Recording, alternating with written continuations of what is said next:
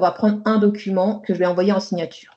Donc, quand on envoie en signature, en fait, on va ici identifier les signataires. Alors on va prendre Chignon, on va l'appeler William. On va pouvoir identifier plusieurs signataires. Donc là, ce que je vais faire, c'est que je vais en mettre 2, comme ça, on va voir un peu le process. Donc je vais mettre William et je vais me mettre moi.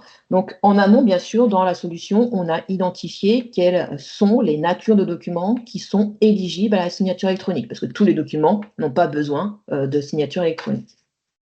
Comme je vous le disais, on a un partenariat avec YouSign, qui est un tiers de confiance, qui va nous permettre en fait de gérer le process de signature. Alors ici, si je mettais Delphine, ce serait beaucoup mieux, plus joli. Voilà. Et puis, on a la possibilité de définir des signatures en cascade, de dire c'est d'abord William qui va avoir signé, puis après, ça va être Delphine.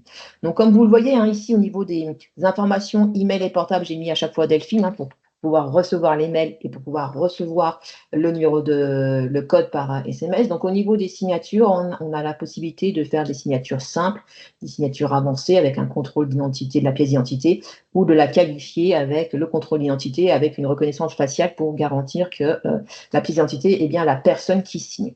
Donc moi, je vais faire un process simple où la personne va recevoir, alors je vais l'envoyer pendant que je vous parle, que je reçoive les mails. En fait, on renseigne le mail de la personne pour que la personne reçoive un mail pour lui dire vous êtes invité dans un process de signature. Et on renseigne le numéro de portable pour pouvoir recevoir sur mon portable par SMS en fait un code OTP qui va permettre de pouvoir signer électroniquement. Si un utilisateur ne souhaite pas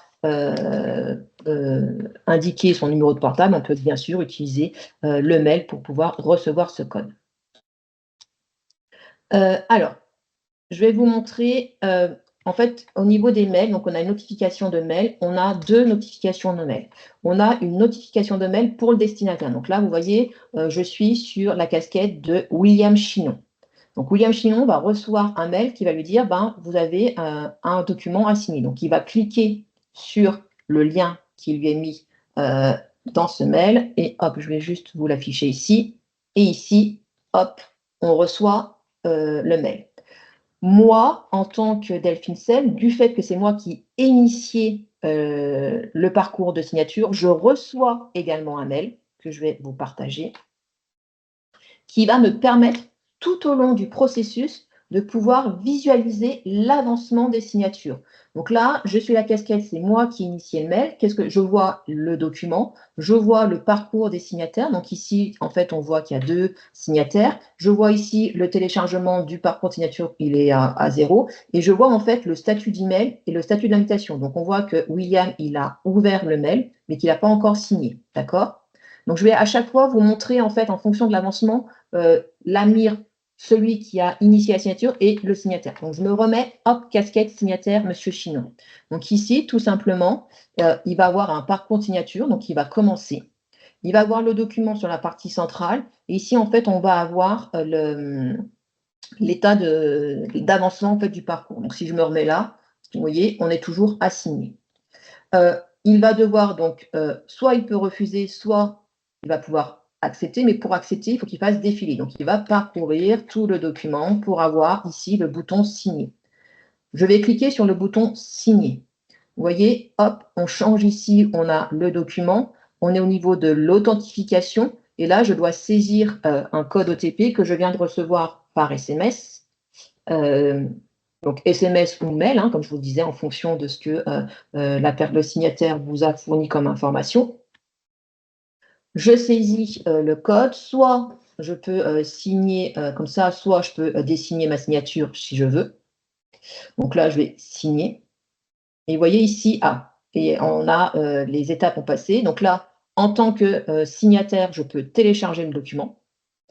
Et si je me positionne en tant que celui qui a initié la signature, vous voyez, on a l'avancement de ma signature qui est passé à 50%, que le statut a été signé. D'accord?